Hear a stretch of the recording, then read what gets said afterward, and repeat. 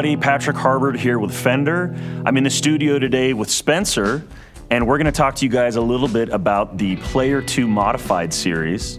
So this is a series that takes everything that was great about the Player II series, which we launched last year.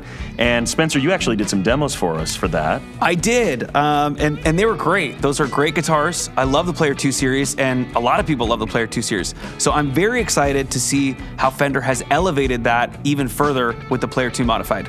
Yeah, and we've got some killer new features here. We've got some great new noiseless pickups. We'll get into all the details on that. Some upgraded hardware, some upgraded electronics. We've got locking tuners. We've got Tusk nuts. So this Player II Modified series seems like it adds on some of the most common upgrades that people would do to really personalize their guitar. Absolutely. And just make it a great playing, great sounding guitar, included right from the factory. Yeah, and it's the same great necks that came on the Player II series. You know, these nice rolled edges. We've got some rosewood fingerboards, right?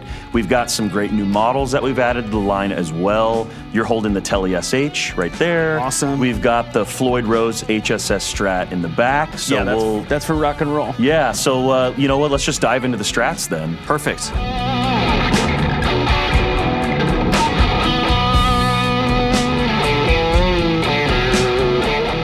So we've each got one of these new Player II Modified Strats here. You're holding the HSS Floyd Rose version. We've got a regular HSS in the back with a 2-point Strat trim, and then I'm holding the SSS here. Patrick, I'm shook here. Are you? This is actually a bona fide rock and roll machine. Hell yeah, it is. This is an HSS Floyd Rose. Yes, sir. You say you could dive bomb off the top of the stratosphere with this thing. This neck feels great. Locking nut. I genuinely am like really a big fan of this. With the noiseless pickups, with the new Player II Modified humbucker, right, which is a little hotter than the humbucker that comes in our, the baseline Player II series. Sure. It's just kind of a match made in heaven, right? The Floyd Rose, you're probably playing with some gain or distortion, noiseless pickups, and a hotter humbucker, right? It's like, what else do you really need? You can drive fast with this guitar. Absolutely. Definitely. Absolutely. So all of these they're new pickup recipes, right? It's all in the pursuit of just more natural, less compressed, more, getting that Fender glassy, bubbly, sparkly tone, especially on a Strat. Yeah. So very excited about that. For the 3 single coil Strat as well as the HSS Strat, we've got the 2-point tremolo, right? That also comes on the Player II series. But one of the cool upgrades, this actually comes with a chamfered tremolo block. What does that mean? So that's a fancy word for saying that the block tapers as it gets further towards the end in the tremolo there. And what that allows you to do is that gives you a little more range of motion when you are using the tremolo.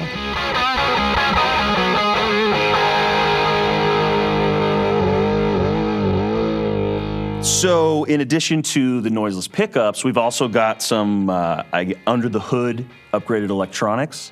So the one that you might notice if you were to cast a discerning eye down to your controls is we've got a push-pull switch here on the second tone pot. And so for the guitar that I'm holding, the SSS Strat, that's going to add the neck when you're in the bridge positions, right? When you're either in position 1 or 2, right? So you can kind of do, especially in position 1, you can kind of do the telly thing, right? The telly position, the middle position thing. So that is something that has, typically like an impossible task with standard Strat wiring. Right. Typically, Correct. You can pull a 5-way switch off the line. You can't do it. Right. But now you can. Yes. So for you, for the HSS Floyd Rose there, so that's going to split that bridge humbucker. That's going to tap the coil, right? Very cool.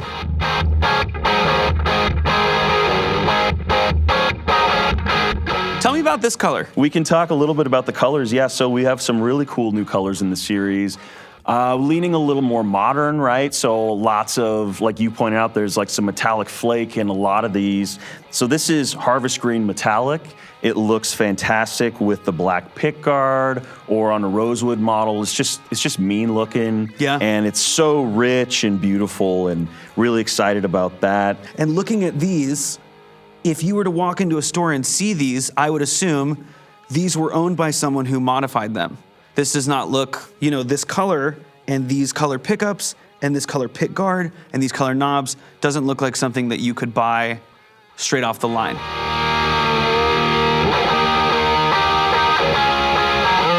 And that's cool. It's modified. That's the vibe, right? Yeah. That's the exact kind of goal, intent, whatever you want to call it. Is as we're thinking about these, it's just what is somebody going to do to their guitar, and how can we make it as easy as possible to get them where they want to go. So that's kind of the ethos behind the series. I love it. And you've got, like I mentioned, you've got locking tuners, short post, right? So you get a better break angle behind the nut there. It's pulling those strings back towards the headstock. And we've got a really cool upgrade. This is series-wide, a Tusk nut. Huge. Made by Graphtec, right? So just a really, really great material that it all kind of works together, right? That's kind of like the idea with all of this is with the locking tuners, and you also get this really cool modern string tree that kind of smooths the transition of the string as it's pulled down underneath the tree, right? Eliminating hang-up points, pinch points, right? Making it so when you're using that trem, right, as the string tension varies, all of it has a very smooth surface to transition over, if that makes sense. Yeah. Just so that way everything returns to zero, if you will, and just keeps tuning as stable as where possible. it was. So something else that's a little more under the hood for all the guitars is the addition of a treble bleed. So it's a pretty simple modification. You're probably familiar with that. Yes. As you roll off your volume with standard wiring, generally you're losing some of that top end, right? So the treble bleed, just if you want to roll off, especially if you're playing your kind of edge of breakup and you want to play with some dynamics with your amp, you can roll that off, but not lose that nice sparkly, glassy top end. Why don't we move on to the Telecasters? I like that. Cool.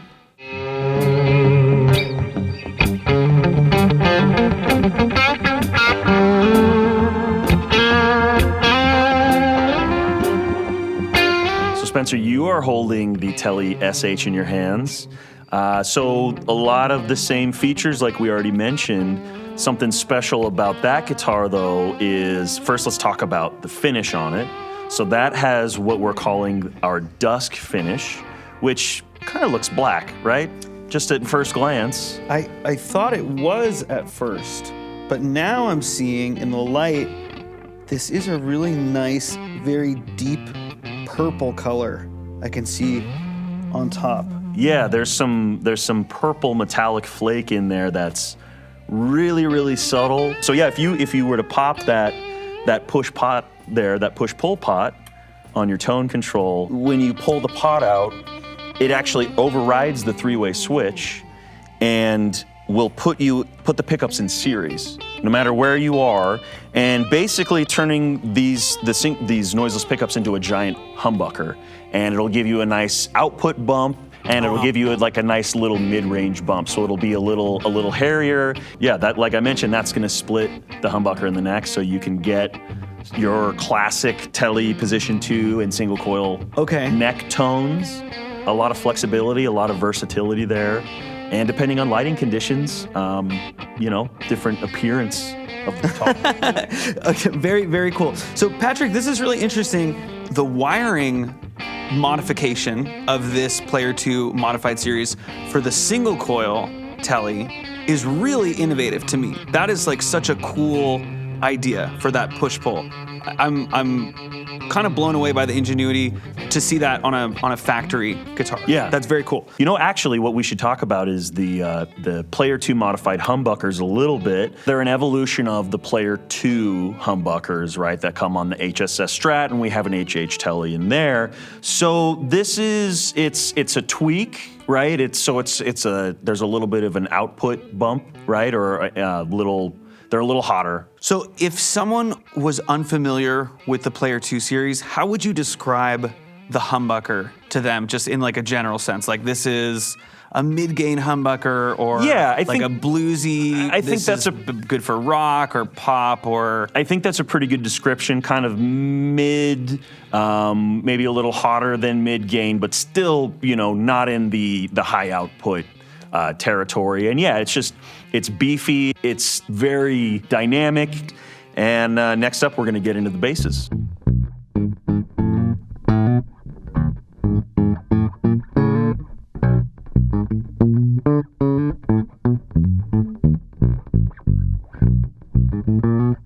So we've got a couple basses here now. You're obviously holding a jazz bass. I've got the active P bass. They're both active, I should say.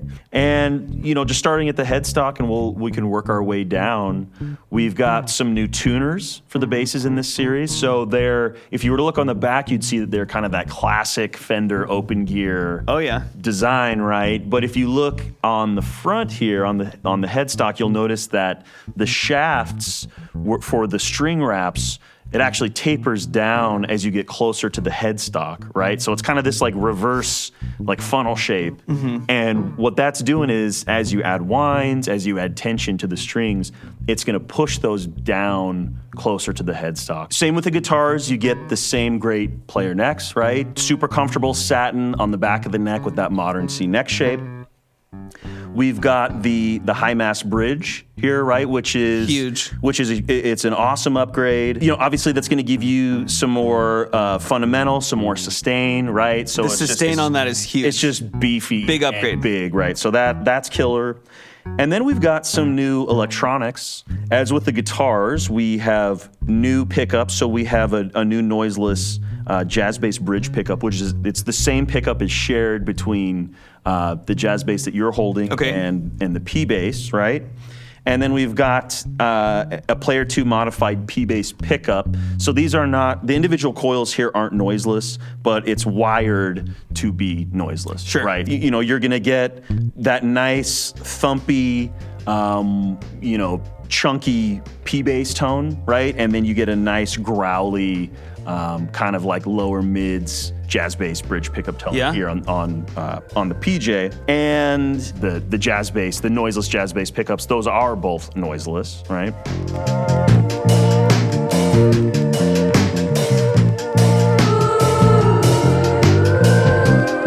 This whole scenario down here looks like a lot. I would love a tour of this. There's some stuff going on for sure.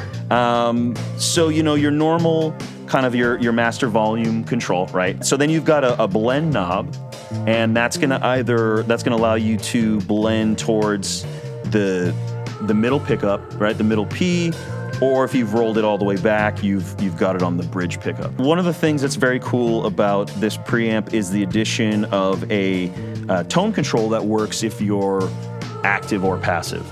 And it had to be really transparent when it was activated, right? So, so we're in passive mode right now, right?